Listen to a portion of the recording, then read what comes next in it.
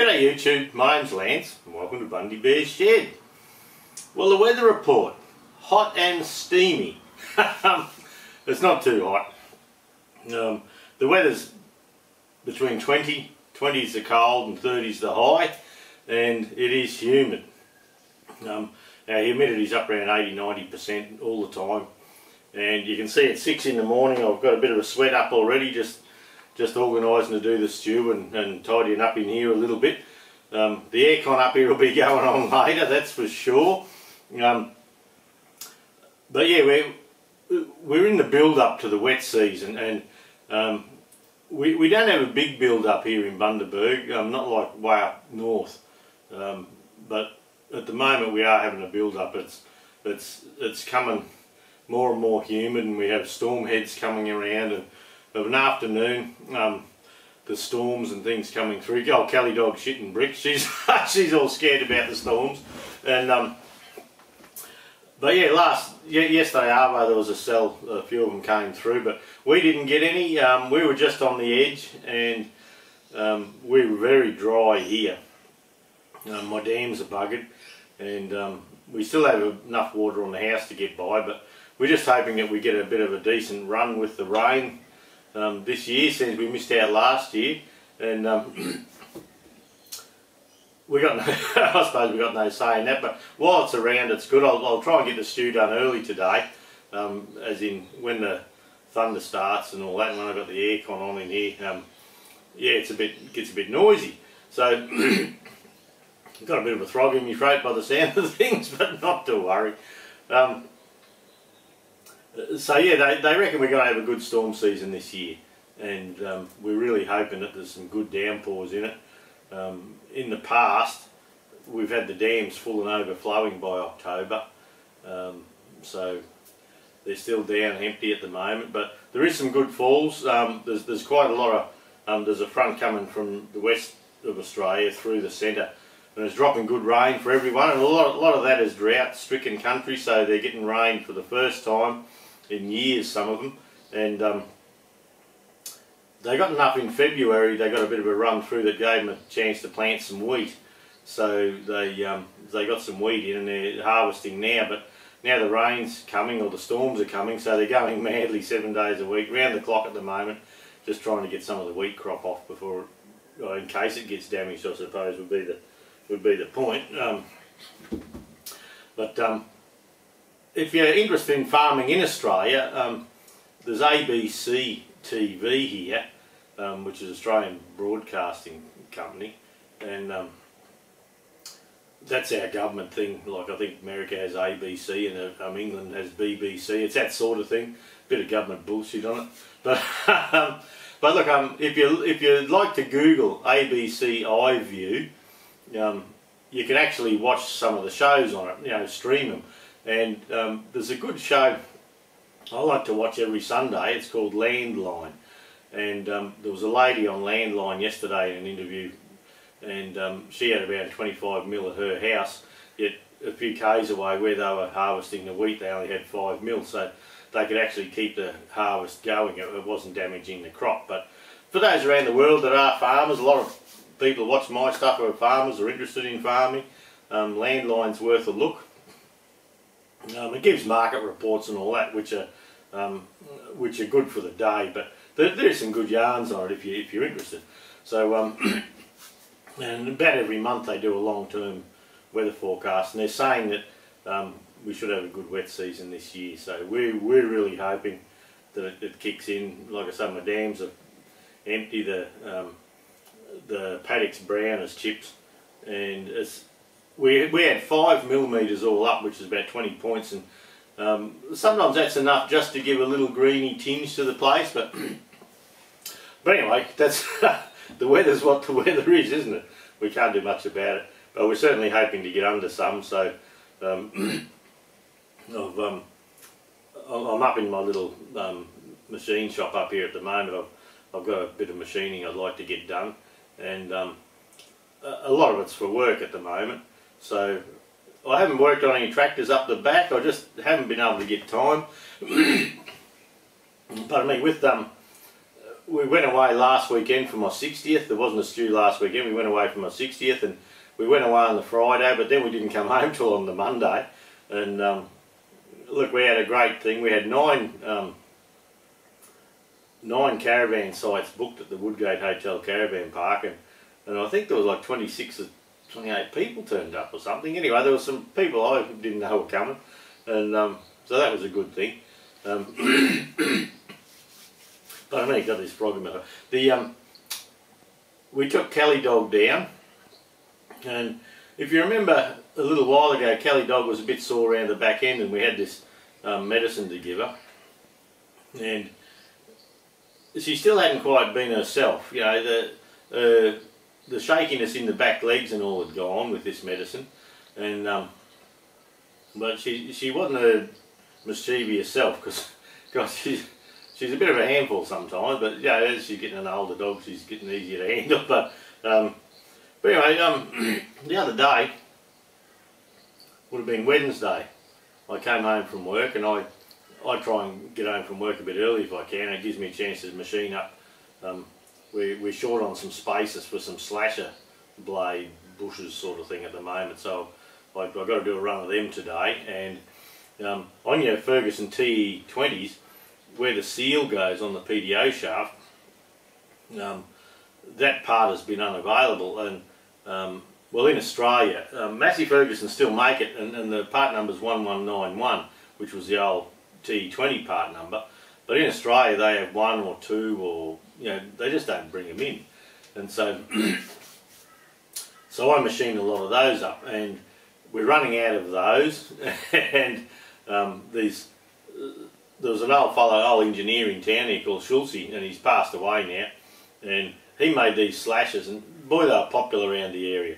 And but where the beam comes, he just put the blade on with a big washer, big supported washer, and some superior slashers had a similar idea, but you can't buy some of those parts now, so I make them, and we're hoping that, well, we'd run out. There's 2 sizes of them, and we'd run out. I've got 1 of one left, and we were running out of the other, so today I'm going to try and machine a few of those up if I can, just for stock. We're hoping the slasher blades and the mower parts and all that at work winds up a little bit, your toppers, the topper blades and bushes and things. So if we get a good wet season, we really hum through those blades, but we've been selling bugger all at the moment, so that's just how it is. But anyway, back to Kelly Dog. I came home last Wednesday to do some machining, and look, it was warm, but it wasn't hot, and Kelly was just panting, and you could see there was something wrong, and she was walking around trying to find comfort, and she just wasn't right. And so I sort of got her a drink and made sure she was right, sort of thing, but she wouldn't settle, and she's looking for relief. She must have had a pain in the belly, and she was looking for a bit of relief. And then she goes down the dam and she's digging a hole. She's just doing stuff that she just doesn't do. And I thought, oh, this isn't bloody good. I wondered if she caught a bait or something like that. But and like, she shot off up the shed for no reason. She usually sticks to me like glue. And called her back, and she was just distressed. So so I rang the vet, and I rang Judy, and I was, look, something's wrong here. I think we need to get her into the vet. And right next to work there's a company called Vet Cross, and so we spoke to them, and they said, look, we can get her in at 5:15 this evening if you can get her in to us. And I said, yep, all right. So we backed old Kelly Dog up. I calmed her down and gave her a bit of her medicine and all that, just in case that was the problem. And I'd calmed her down a little bit, but anyway, we took her into the vet, and they did a examination on her and x-rays and all that, because they thought she might have something stuck in her bowel, and they did a rectal examination, and there was blood in her bum, and we thought, oh, this isn't bloody good. So so anyway, they x-rayed and all that to look for a knot in the guts or a chicken bone cord or something, a bone cord or something like that, and there was nothing like that. And they said, look, we need to keep her in overnight here, and because she's sort of dehydrated from vomiting. Oh, she was vomiting, and she was having a few poops, but vomiting and things like that as well. So so we left her in there overnight, and we come back the next morning, and they said, you know, she's a bit dehydrated. We're going to put a drip on her overnight and give her antibiotics and you know, have a see what's going on. So they did the blood test and all that, and that come back okay. But what had happened, I've never heard of it before, but anyway, with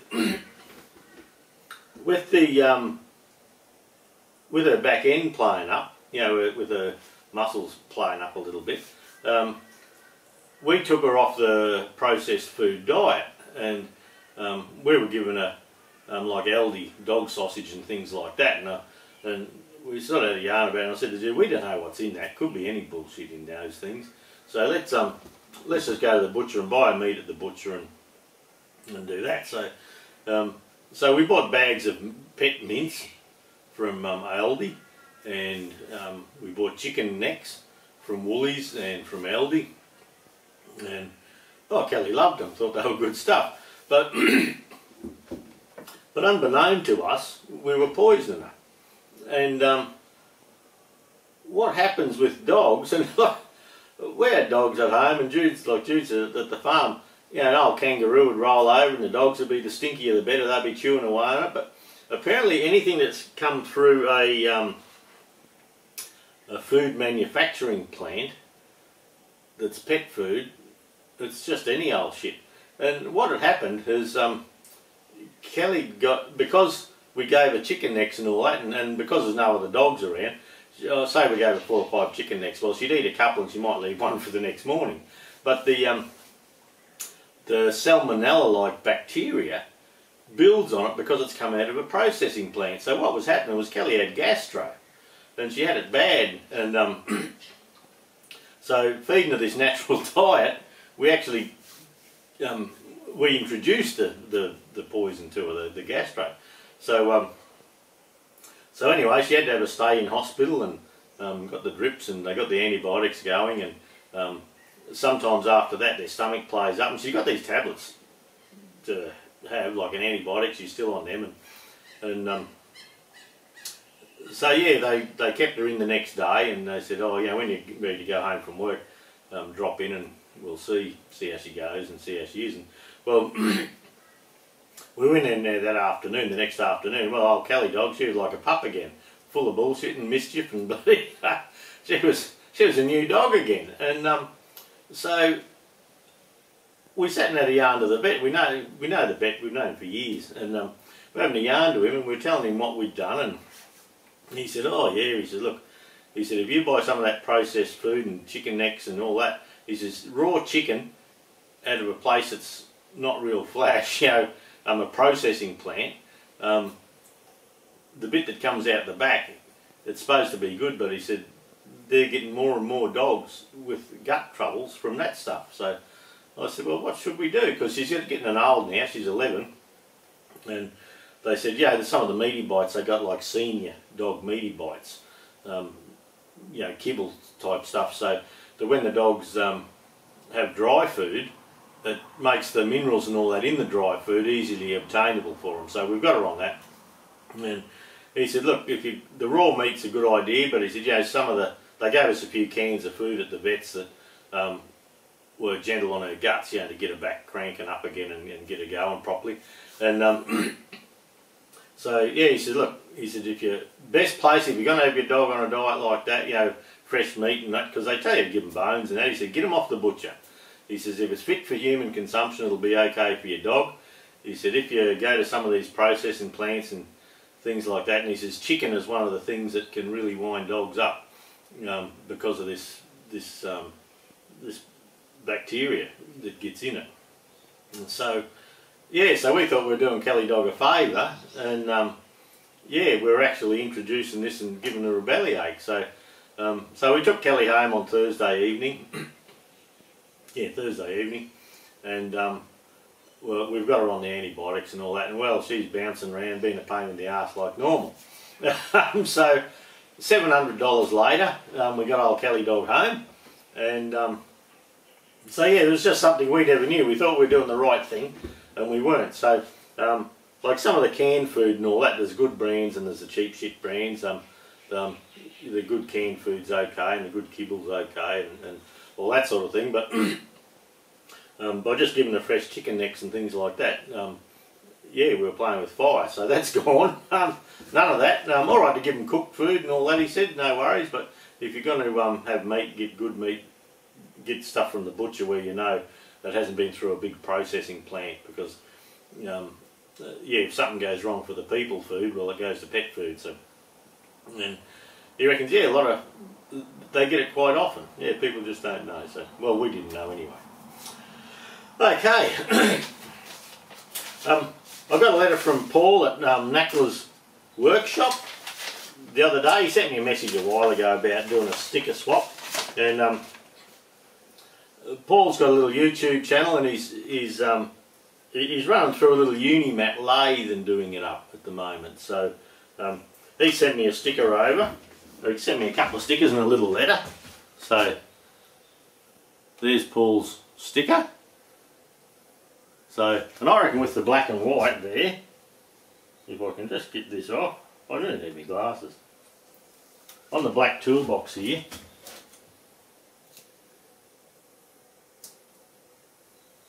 he's over there with Craig and Maddie and Mark Presley. I could have brought this way a bit. So there you go. Thanks, Paul. We have stickers going over to Paul at the Knackler's workshop, so he'll have a Bundy Bearsshed sticker to one of these fellas, a couple of those fellas coming over to his workshop. And so yeah, look, if you're into lathes, machining and things like that, which a lot of my followers are, pop over and have a look. He's just poking along with this little lathe. Oh, they're little things. Yeah. Anyway, that's just how it is. My old mate Malteser, pardon me, ages ago, we were looking at making a little primer cup for him. And this is for the Hart Par tractor. And I think it's 1928, look, I could be wrong there. And so I started off a while ago and I did this one, and all this circles up the shit. I just wasn't happy with that. I buggered up the shape more or less of that fella. So I wasn't happy with that. So we got new rings. I think they're 5 3/4 inch rings for this Hart Par, and we were getting them made specially in Victoria, and because of the COVID, Victoria shut down and we waited months for those rings. But anyway, we got them the other day, and Paul and his mate Alan, I think, are going to give her a hone and get the rings fitted and all that sort of thing. So I thought I'd better have a bit of a look at this fella, because we can't buy them, or we can buy them in the States, but you know, you're paying a couple $100 bloody each to get them here, sort of thing. So we thought we'd try and make one. And at the moment, look, we're doing all right. That one's pretty good, and that's the original. So the one I've made, I've left it a little bit longer in the body, and but we've got a nice hex and a NPT thread on the bottom of it, and this taper here, that's a taper for the tapered tap. Now the original one has quite a sharp taper, but all I have in the tapered reams and things like that to do the hole is look, it's a TEC tapered ream, and on the top it says 7 degrees. So I thought, okay, that'll work out all right. So I thought at 7 degrees I'd pop it in the chuck, and to try and run a ream, a spiral ream, and try and get the angle to run something down, I actually stuck a ruler on the side of it and tried to run it down. But so I thought at 7 degrees, but I'll cut the difference, 3.5, and set the cross slide, and away we go on the compound. And well, anyway, I still haven't worked out how it all works, but to get that to work, I had to set my compound right back to about 1.5 degrees to get it to run true, and to get it to run at that angle. But it's a nice fit, like it's a nice taper, and I've machined this one now to suit, and because the old one was a sharp taper, quite a steep taper compared to this one sits in deeper, so when you lap it, it doesn't take much and you've gained quite a little bit of room there. So I made this part yesterday. I had this in the lathe and I filled it up with WD-40, and I come in the shed this morning after lapping it a bit, and the WD-40 was still in there today. So we still need to drop a hole through this end here. You can see it, yep, through here, and work out a handle system or something for it. But I don't know if I can do one like that. But Paul was talking about getting them laser cut, but I suppose we haven't done anything. Well, I haven't done anything with it, and I haven't heard that he's done anything with it. But yeah, perhaps we just leave it sticking out for the moment and just see which way he wants to go. And I haven't taken the taper off the top yet either. I thought, well, if I got to hold it again or do something like that, I've got something there to hang on to it with. So with the storms on yesterday, look, that you wouldn't believe how long that took me. By the time I turned it, then all these circles, the circle part here I did by hand, and with files and things like that. Then I set him up in the indexing head and did the hex and machined these two flat here. And the NPT thread, it should be a tapered thread, but mine's parallel. That's just how it's got to be. But that'll be okay. It'll fit in and should be good. I haven't got a test thing to put it in, but I'm pretty sure it'll be good. The tab of Loctite will fix that, no worries. So so yeah, it's come out okay. I'm happy with the shape now of that. Could be a little rounder, but I'm just going to leave the bloody thing alone for a reckon. Which would be quite on the cards, I believe. No tractor work at all because I've been busy with Kelly Dog and I've got to do this machining and all that at the moment. So we will get up there. It's just once we come back from camping the other day, of course you've got to clean the caravan out, and I've got a few jobs to do on the caravan, and my Colorado ute, I've been pulling some junk out because I run it over these scales, and Plasma Dave was telling me that he had a scale like this and it wasn't really accurate, and so he returned it. So I did a couple of tests with this one, and look, I'm happy. They'd say it's within 3%, and my front axle's got about 100 kilos on it that it shouldn't have. It's a bit heavy with the winch and the bull bar, but I've taken everything I had in the camping way tools and all that out of the ute, and I've taken 80 something kilos out, and but my front axle, I'm underweight by 250 kilograms, and but my front axle's heavy and my back one's light, sort of thing, so I can put 400 in the back. So what I'll probably do, that's with the canopy and all on, what I'll probably do is try and put some of the weight right at the back, and you know, with physics that'll take a little bit off the front, not a lot, but it'll come off the front. But I did some tests with this, and I've got a big scale up the back there, a big, it's a digital scale that we use at the shop, and it's an older one, and we bought a smaller one to give everyone more room in the dock. So I brought the old one home, and I run the vehicle across this, and I got my weights, and then my toolbox was 18.9 kilograms, and I had another 5 kilograms worth of junk in the back there, and so I took that out. I weighed what I took out, and I run over it again, and look, it was about a kilo or so either way on around 25 kilos. So yeah, and I was getting a constant reading, so I'm pretty happy with it. I thought I'd do that test. I didn't have anything. I thought later on, and I may still do it, there's I've got a couple of tractor weights there, and you know, like do 100 kilos and put it on the back drawer and just see what it does to it all. So,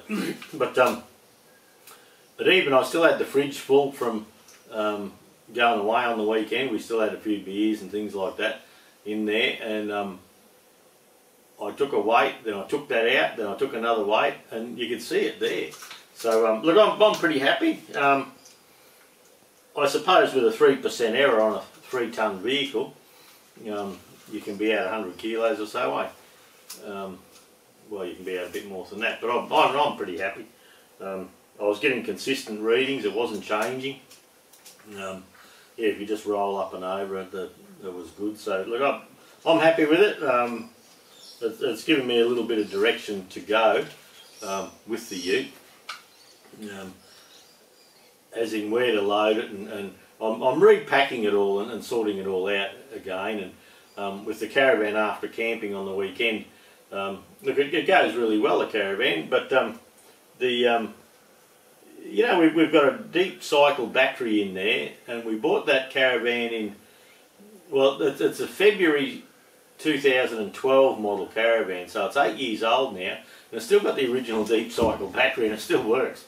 But it's always on the charger. Like when it's here, it's always plugged in, so it's getting topped up all the time. So I'm thinking of pulling that battery out and putting a new one in just for safety's sake. So there's a few things I've got to do to the caravan. The hot water system anode I'll have to, I should replace. I don't know what it's like. And when we first bought that caravan, the drain just comes out the back, and it's got a toilet and all in it, and it's got like 280 litre water tanks, but we don't have a grey water tank. We usually run a hose.